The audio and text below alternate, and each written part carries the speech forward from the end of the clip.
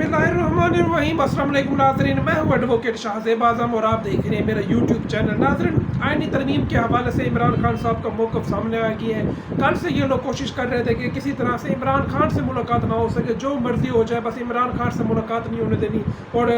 गालबन 3 अक्टूबर के बाद इन्होंने इमरान खान से मुलाकात पर पाबंदी भी इसी वजह से लगाई है कि कोई किसी किस्म की मुशावरत ना हो सके। लेकिन मजबूरन,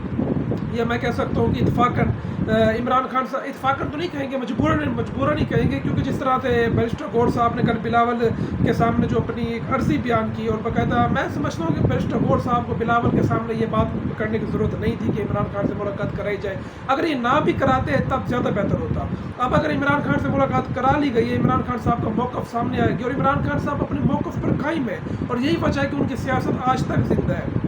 उन्होंने अपना मौक़िफ़ नहीं बदला। उनका मौक़िफ़ जो हमारे सामने आया है वो नाज़रीन, इमरान खान साहब ने सबसे पहले मौलाना फजलुर रहमान साहब का शुक्रिया अदा किया है, बाकायदा उनको पैगाम भिजवाया है कि उनके लिए एक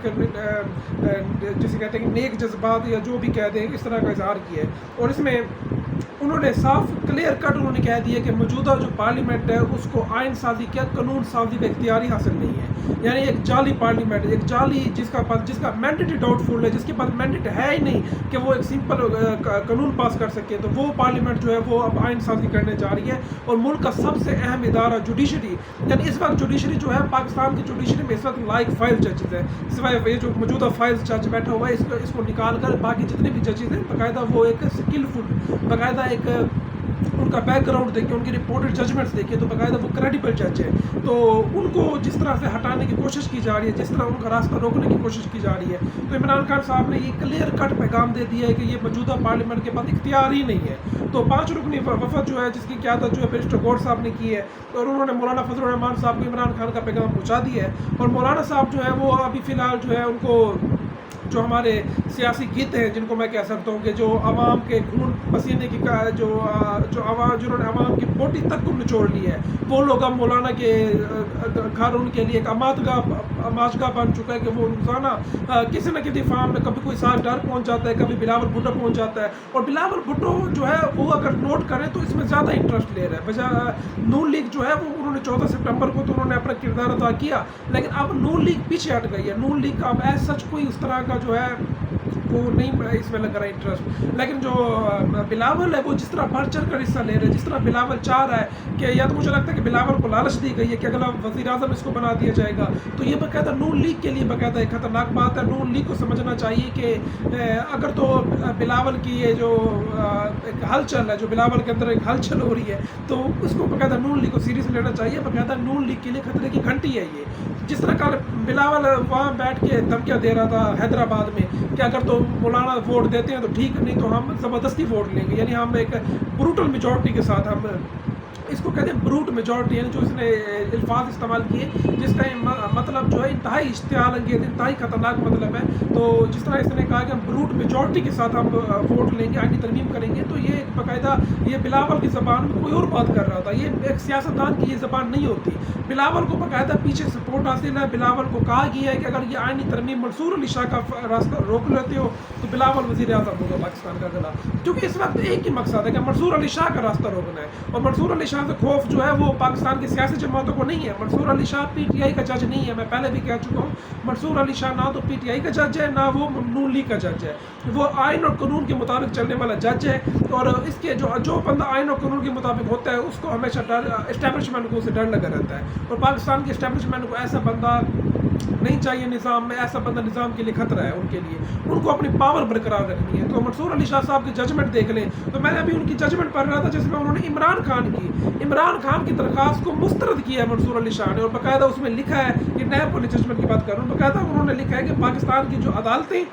जजेस और जो हमारी फौजी इस्टेब्लिशमेंट है, जो हमारे जो आर्मी के अफसरान हैं, उनके ऊपर भी नैब का कानून लागू होना चाहिए। यानी जब कोई जज इस तरह की बात कर रहा है कि जब जो हमारी आर्मी है उसके ऊपर भी नैब का कानून लागू हो, तो फिर वो जज सारी बातें पसंद कहाँ आएगा ताकतवर हल्कों को। तो हर मुमकिन कोशिश हो रही है, और बिलावल जो है वो एक खिलावने की तरह इस्तेमाल हो रहा है। तो ये चीज़ जिस तरह practice and procedure act Umar Raza Bandial को कमज़ोर करने के लिए लाया गया, तो वो एक तरफ देखा गया तो काजी फैज़ ईसा की वो गले की हड्डी बन चुका था, बल्कि गले की रस्सी बन चुका था, जो दिन ब दिन टाइट होती जा रही थी। अगर ये आर्डिनेंस ना निकालते तो काजी फैज़ ईसा की तो हिम्मत नहीं थी कि वो जाकर 63 का फैसला करता। तो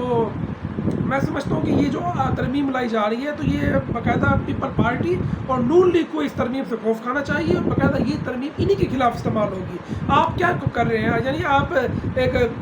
حکومت کو ایک یا پارلیمانی پارٹی کو آپ ایک اختیار دے رہے ہیں کہ وہ چیف جسٹس کا فیصلہ کرے، یعنی جو ٹاپ 3 میں سے جو چیف جسٹس جو حکومت کو سوٹ کرے گا وہ چیف جسٹس آ جائے گا۔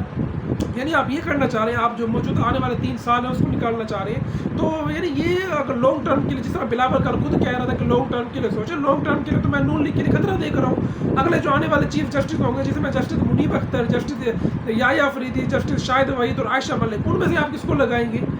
تو مطلب سوچنے کی بات ہے نا، تو یہ مجھے لگتا ہے کہ عقل سے آ رہی لوگ ہیں یہ لوگ، ان کو جو ہے جس طرح اسٹیبلشمنٹ جو ان سے 2-3 سال نکلوانا چاہ رہی ہے، یہ بس اسٹیبلشمنٹ کے پیچھے چل پڑے ہیں، اور خاص طور پر جو بلاول ہے، بلاول جس طرح استعمال ہو رہا ہے، کیونکہ زرداری اس وقت بہترین پوزیشن میں ہے۔ زرداری کے پاس گورنرشپ ہے KPK کی، پنجاب کی گورنرشپ ہے،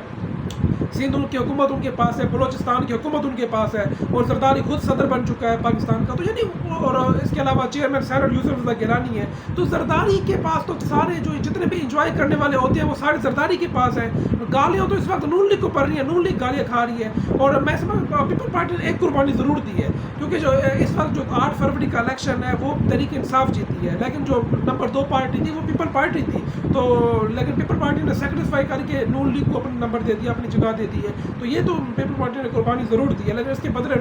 پیپل پارٹی نے سارے اہم عہدے جن کے اوپر تنقید نہیں ہو سکتی، جو عینی ہوتے ہیں، وہ پیپل پارٹی نے اپنے پاس رکھے ہیں، تو یعنی اور اس کے علاوہ جو گالیاں ہیں وہ نون لیگ کے لیے چھوڑ دی گئی ہیں، تو نون لیگ کو باقاعدہ سمجھنا چاہیے۔ نون لیگ جو ہے میں سمجھتا ہوں کہ جس طرح ایک دیہاتی عورت کو اپنا ایک کردار ادا کرتی ہے، نون لیگ بالکل ویسے دیہاتی عورت کا کردار ادا کر رہی ہے، تو اسٹیبلشمنٹ نے نون لیگ کو استعمال کیا ہے، نون لیگ استعمال ہو رہی ہے، اور صرف عمران خان کا ڈر ان کو سنا کر کے عمران خان اگر آ گیا تو اس نے تمہاری ایسی تیسی پھیر دینی ہے، لیکن اب میں بتا دوں کہ اگر عمران خان آ گیا تو یہ مجھے لگتا ہے کہ یہ پھر بھی بچ جائیں، لیکن جو ان کے ہینڈلر ہیں عمران خان جو ہے ان تک اب ہاتھ اپنا ضرور پہنچائے گا۔ تو ناظرین دیکھتے ہیں کہ ایک اور اپڈیٹ میں آپ کو دے دوں جو میں نے تھامل میں بھی لگائی ہے، مولانا فضل الرحمان صاحب جو ہیں انہوں نے بلاول بھٹو کو کہہ دیا ہے کہ جو آئینی ترمیم جو پینل والی بات کر رہے ہیں تو وہ یا تو منصور علی شاہ صاحب کا نوٹیفیکیشن جاری کریں، اس کے بعد جو ہے وہ آپ اگلے چیف جسٹس کے لیے یہ قانون سازی آپ کر لیں۔ تو اس کے اوپر جو ہے جو بلاول ہے وہ طیش میں آ گیا، اور وہ کہہ رہا ہے کہ میں نے آپ کی بات جو ہے مانی ہے، اور حکومت سے میں نے ناراضی مول لے لی ہے، اور اداروں سے ناراضگی مول لے لی ہے، یعنی اداروں کو کیا کام ہے آئین سازی میں، تو کہہ رہا ہے کہ میں نے اداروں سے ناراضگی مول لے لی ہے، تو اب جو ہے آپ ہماری ترمیم پر متفق ہو جائیں، یعنی بس ایک ہی ہے کہ منصور علی شاہ کا راستہ روکنا ہے۔ تو دیکھتے ہیں، اللہ کرے مولانا ابھی تک تو قائم ہے، تو اللہ تعالیٰ مولانا کو سلامت رکھے، مولانا قائم رہے اپنے اسٹانس پر۔ میں اسی وجہ سے کہہ رہا ہوں کیونکہ یہ حکومت جو ہے اس کو آئین سازی کا قانون سازی کا اختیار نہیں ہے، جب تک افام 47 والا مسئلہ حل نہیں ہوتا تو یہ حکومت کی تو اپنا مینڈیٹری ڈاؤٹ فل ہے۔ تو دیکھتے ہیں جناب کہ آنے والے دن بڑے اہمیت اختیار کریں گے، خاص طور پر آنے والے 72 گھنٹے بہت اہم ہے، تو دیکھتے ہیں کہ پاکستان کی صورتحال کیا رخ اختیار کرتی ہے۔ تو مجھے میری اگلی ویڈیو تک کے لیے اجازت دیجیے، اللہ حافظ۔